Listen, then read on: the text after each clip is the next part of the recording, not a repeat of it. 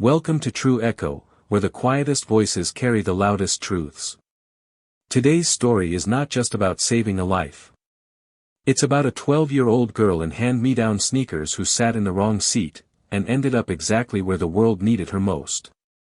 What she heard that day changed everything, for the man beside her, and for herself. Stay until the end. You won't forget this one. Zariah Coleman sat in first class like a ghost, hoping not to be seen. Her thrifted sneakers dangled inches off the floor, her backpack clutched tight to her chest like armor. She didn't speak, didn't shift, barely breathed. 12 years old and flying alone for the first time, she'd been bumped from row 18 in coach due to an overbooking error.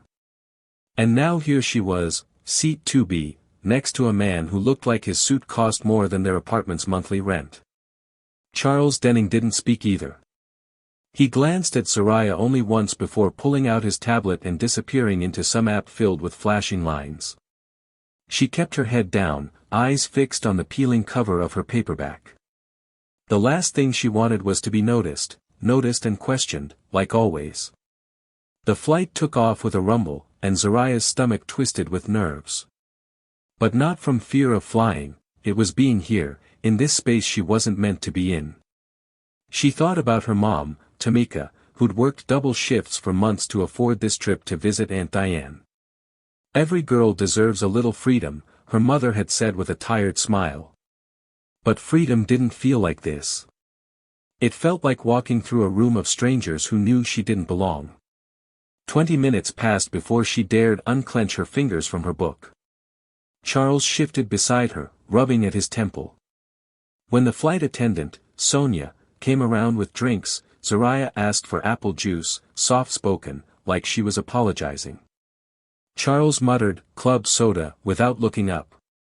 When he pulled out a small green bottle and shook 2 white pills into his mouth, he caught Zariah watching. "Tension headaches," he said shortly. "Just aspirin." "Oh," she murmured. That might have been the end of it, but he surprised her. "You flying alone?" She nodded. "To visit my aunt." "How old are you?" 12. He glanced sideways. "Brave." Then, just as suddenly, he leaned back and closed his eyes. For the next stretch of the flight, Zariah tried to lose herself in her book. But Charles was restless, shifting, rubbing his chest, breathing oddly. His skin turned pale. His lips lost their color. And finally, with a rasp she barely heard, he turned to her and whispered one word. "Help." She froze. Her mom had told her, if someone clutches their chest and looks like they're fading, don't wait. Act. Zariah slammed her hand onto the call button. "Excuse me, something's wrong with him." Zariah's voice cut through the quiet hum of first class like a needle snapping silk. Passengers turned. Sonia, the flight attendant, was already moving fast up the aisle, heels clicking with precision. Zariah stepped aside, heart pounding, hands shaking. She wasn't sure what scared her more, Charles's gray lips or the attention now aimed straight at her. "He can't breathe," Zariah said, voice quivering. I think it's his heart." Charles was slumped forward now, elbows on his knees, breath short and shallow. Sweat dotted his forehead like dew on glass. Sonia knelt beside him and asked, "Sir, can you hear me? What's going on?" Charles shook his head, slow and weak. "Tight, chest, dizzy," he murmured. Zariah's words spilled out in a rush. "My mom works at St. Joseph's, she said if someone presses their chest and turns pale, it might be a heart attack. You're supposed to give them aspirin fast." Sonia's eyes widened, but she didn't hesitate. "Get the pilot. Code 7500. Emergency landing. Medical on standby. And someone get me aspirin, now." The flight attendant sprang into motion. Passengers nearby whispered, some half standing, others peeking over their headrests. Zariah didn't care. She stayed right there. When Sonia returned with a tiny packet, she handed it to Zariah. Crush this. Get him to chew it. Zariah opened the aspirin, fingers trembling. She knelt, lifted Charles's chin gently, and whispered, "You gotta chew, okay? Please." He did. Barely. His jaw moved like it was made of stone. But the look in his eyes, there was trust there. Or maybe resignation. Zariah didn't know. She just knew he was still conscious. The captain's voice came over the intercom, "Ladies and gentlemen, we are making an emergency landing in Memphis. Please remain seated and calm." The mood in the cabin shifted. Serious now. The kind of quiet you don't get unless people are scared. Zariah took off her hoodie and folded it behind Charles's neck like a pillow. "You gotta stay upright," she whispered. "It helps the blood flow. That's what my mama says." Charles blinked at her slowly, like he was fading. "Don't go to sleep," she said. "Just hold on a little longer." When the plane hit the tarmac in Memphis, the jolt was jarring. Within seconds, paramedics were on board. They came through the front, fast and focused, and surrounded Charles like a well-practiced dance. "Name?" one asked. "Do you know where you are?" Charles barely nodded. Zariah stepped back, her hoodie still behind his neck. She didn't realize she was shivering until someone wrapped a blanket around her shoulders. "You did good," Sonia whispered. "Real good." Zariah said nothing. She watched as Charles was lifted onto a stretcher, an oxygen mask over his mouth, wires already clipped to his chest. As they wheeled him out, one of the medics looked back and gave Zariah the smallest of nods. Then, silence. The door closed. And the plane sat still. That's when someone in 3A finally asked, "Was that you? You called for help?" Zariah nodded, barely. Another passenger muttered, "She probably saved that man's life." Zariah stared at the empty seat beside her, where Charles had been. On the tray table was a folded napkin. She picked it up, hands trembling. Scrawled in shaky handwriting were 9 small words. "Tell my daughter I forgive her. Tell her I'm sorry." Zariah stared at the napkin like it was made of glass. Fragile. Heavy. Too important to fold, but too secret to show. "Tell my daughter I forgive her. Tell her I'm sorry." The words didn't belong to her, but now, somehow, they did. She didn't know this man. She didn't know his daughter. But in the space between one heartbeat and the next, she had been handed a message meant for someone else's soul. The cabin door opened with a hiss. Cold air from the terminal rushed in. Sonia placed a hand on Zariah's back. "He's asking for you," she said softly. Zariah blinked. "He's awake." Sonia nodded. "At the hospital. They want to take you to him before you fly again." Zariah followed without thinking, napkin clutched in one hand, backpack in the other. The Memphis airport was a blur of lights and voices. Security tape, murmuring travelers, medics fading into the distance. It all melted around her. A tall woman in a navy blue blazer met her near Gate B. She had silver hair and a tablet in hand. "Zariah Coleman?" she asked. Zariah nodded. "I'm Angela. Mr. Denning's assistant. He wants to speak with you." Zariah blinked again. "Denning?" Angela offered a gentle smile. "Charles Denning. Well, let's just say he's not the kind of man who asks to see people often. You made an impression." Zariah couldn't process it yet, not the name, not the importance. She just knew someone had whispered her name into a hospital room, and now people in suits were treating her like she mattered. Angela led her to a waiting car, sleek black, government-looking, and sat beside her in the back seat. "Your mom's given permission," she added as they pulled away. "We contacted her right after the emergency. She said to tell you she's proud." Zariah gripped her backpack tighter. "I thought I was in trouble," she whispered. Angela chuckled. Trouble? You saved his life. The car arrived at Methodist Lebanon Hospital in under 10 minutes. Zariah followed Angela through wide white halls that smelled like antiseptic and tension. At the third floor, outside room 314, Angela paused. He's awake, but he's weak. Say whatever you feel. He'll understand. Zariah stepped inside. Charles lay in the bed, propped up slightly, thin tubes running into his nose. Machines beeped softly around him. When he saw her, his eyes brightened, not much, but enough to notice. You came, he rasped. Zariah stepped closer. You asked for me. He motioned with his hand. She moved to the side of the bed. I owe you my life, he said, voice hoarse. I just saw something was wrong, Zariah murmured. No, Charles said, gripping her fingers. You didn't just see. You acted. That's rare. She swallowed. You wrote something. On the napkin. He nodded. My daughter, we haven't spoken in years. I thought I was going to die without ever saying it. You were the only one there. Zariah's fingers tightened around the napkin in her hoodie pocket.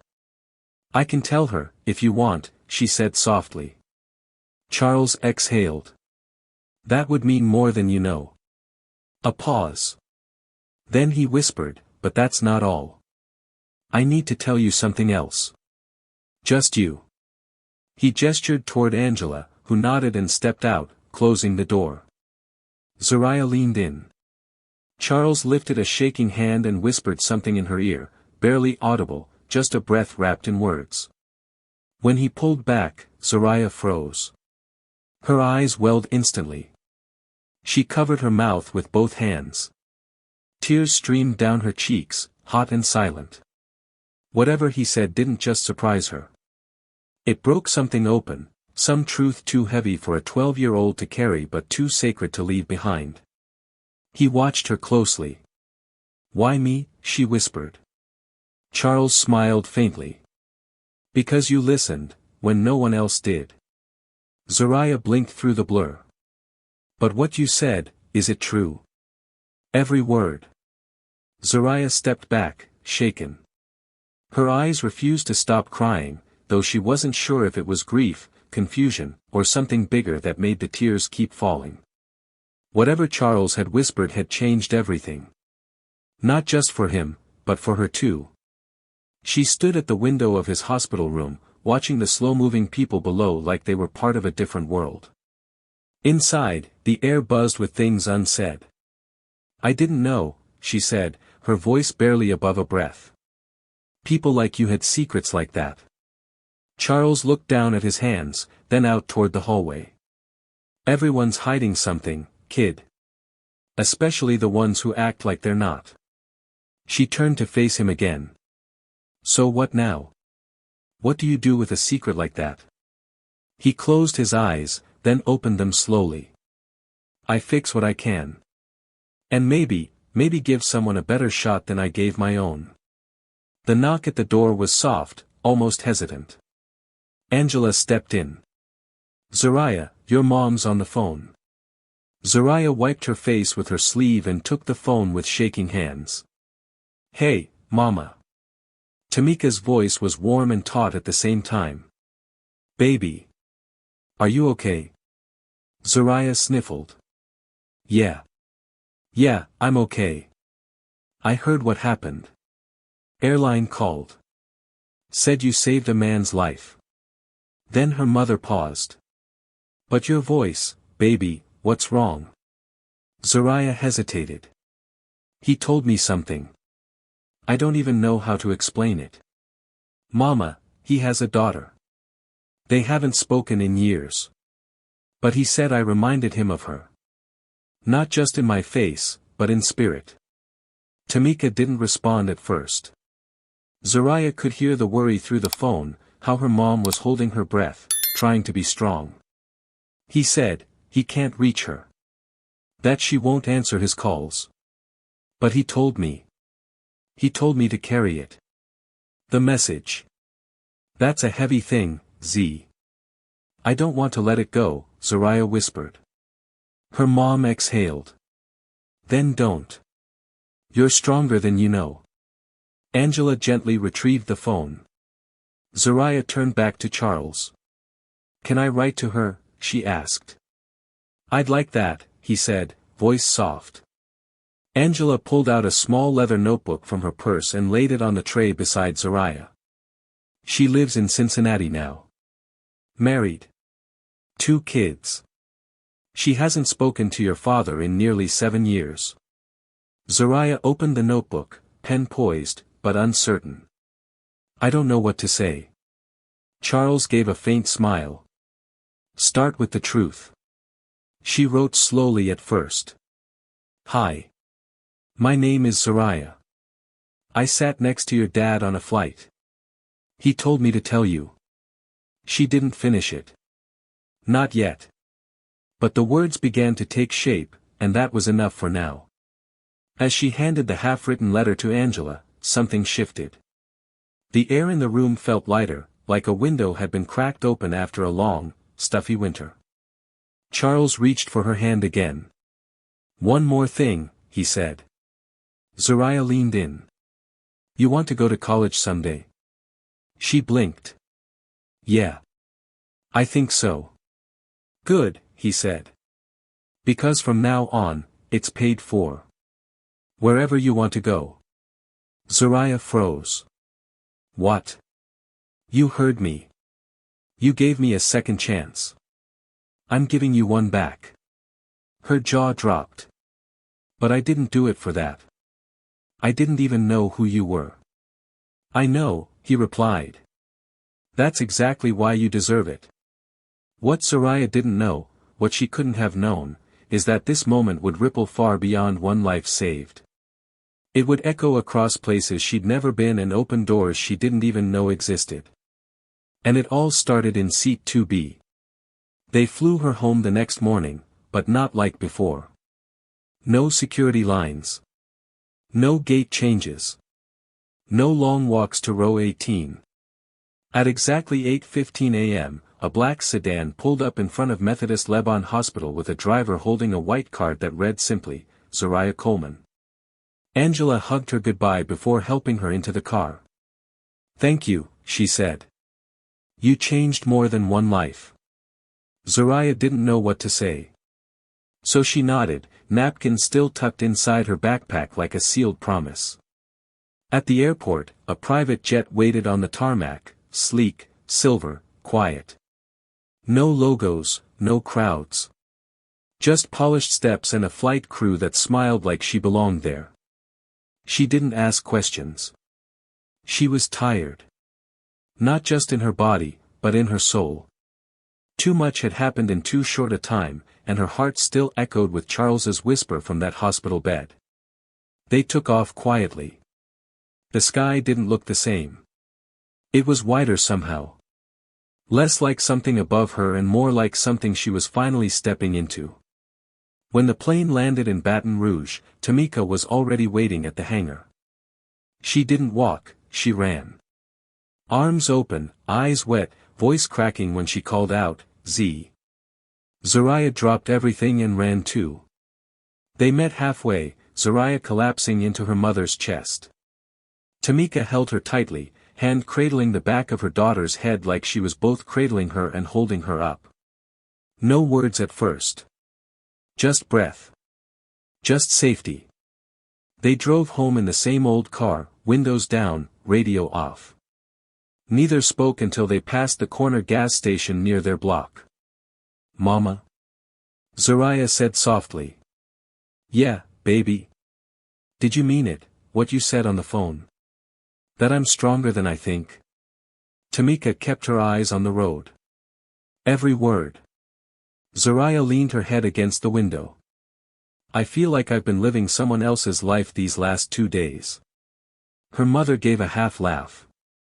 That's how life does you sometimes. Throws you into someone else's story, just so you can finally understand your own. When they got home, Zariah spotted something on the kitchen table, a gold-embossed envelope. No return address. Just her name. She opened it slowly. Inside was a handwritten letter, curved, elegant script. It read. Zariah. You reminded me of who I used to be before I lost my way. You looked me in the eye and saw a person, not a name, not a scandal, not a man with regrets. That's rare. I didn't just survive that flight because you acted fast. I survived because you gave me a reason to.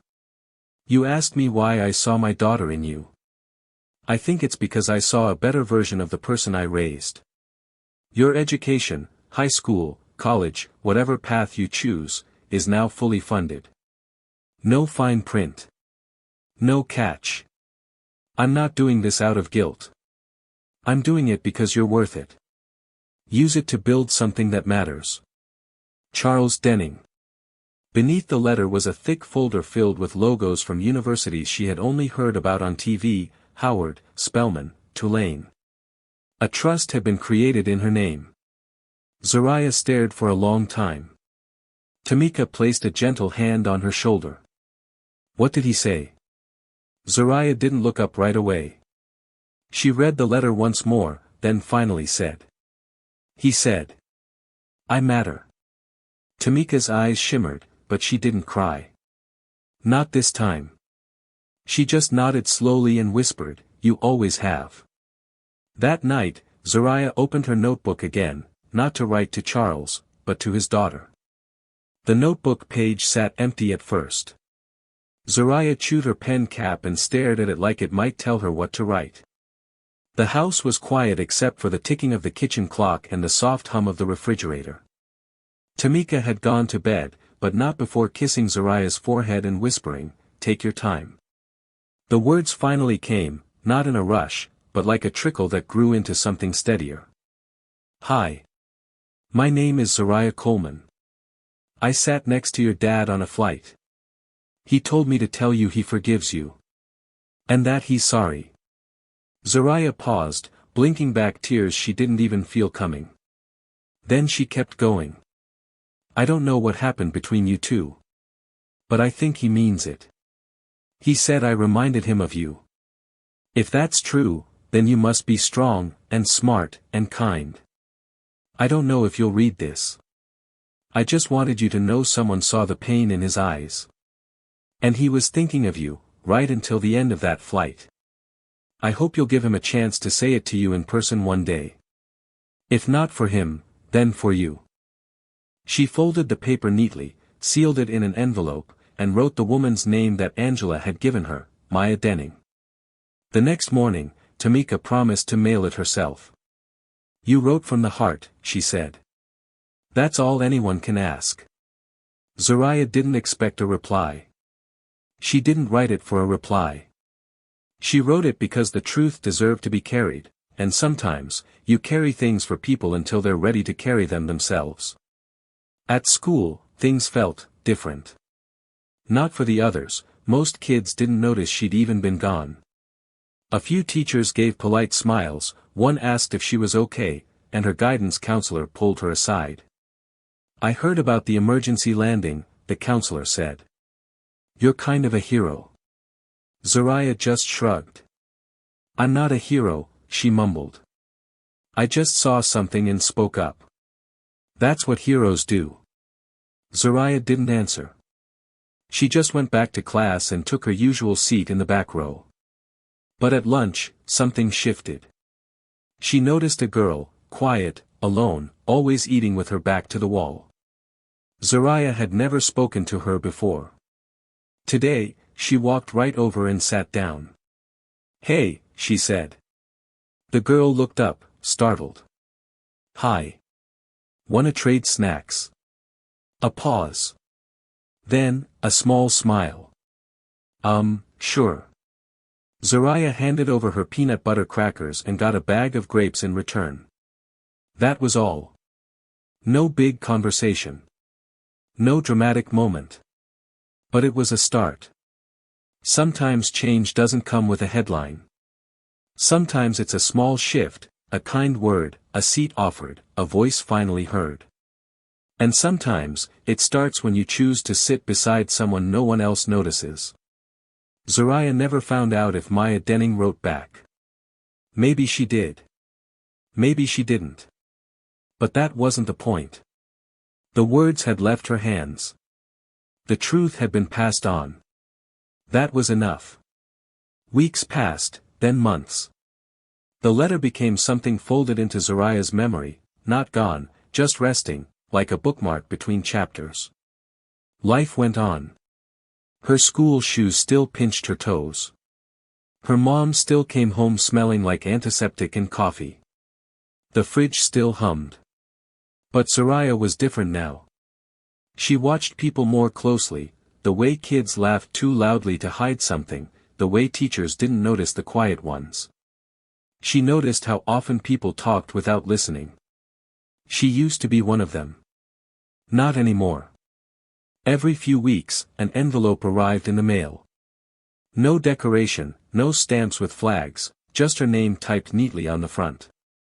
Inside was a single sheet, an update on the trust Charles Denning had created. Scholarship offers. Application waivers. Personalized letters from admissions counselors. Howard. Spelman. Tulane. NYU. She kept them in a shoebox under her bed. She didn't look at them every day. But when she did, she remembered what Charles had told her in that hospital bed. You gave me a second chance. So I'm giving you one, too. She didn't know what she wanted to be yet. Some days she thought about becoming a nurse like her mom. Some days a writer. Some days something bigger than either. But no matter what, she knew this. When the moment came, and someone needed help, or a voice, or simply to be seen, she would not stay silent. She'd learned something most people never do. Courage isn't loud. It doesn't always show up in headlines. Sometimes, it looks like a hand reaching for a call button. Sometimes, it sounds like a 12-year-old whispering, "You gotta chew, okay?" And sometimes, it's a folded napkin held by someone with no idea how much it weighs. Zariah didn't want to be famous. She didn't want to be the girl from the plane. She just wanted to grow up knowing she made a difference. And she already had. People would forget the emergency landing. The story would disappear from the news feeds. Passengers would move on. But for Charles Denning. For his daughter. For Tamika. For that quiet girl at lunch. Zariah Coleman would never be a stranger. One day, long from now, when someone asks her why she acted so fast, why she noticed what others didn't, she'd say. Because someone needed help. And I was there. And maybe, just maybe, someone else would listen the way she had once listened on a flight she was never supposed to be on, in a seat she never expected to fill, beside a man whose life was more than numbers and money and regret. Every now and then, life puts you in the wrong seat. But maybe the wrong seat is exactly where you were meant to be. Sometimes, you're handed a moment that doesn't feel like yours, and yet it becomes your responsibility to act. Zariah Coleman didn't plan to be a hero. She simply chose to see, to speak, and to care. In a world full of noise, that's what makes the loudest echo. If this story moved you, share it. Comment with your thoughts. And subscribe to True Echo for more powerful, real feeling stories that remind us, even the quietest voices can change everything.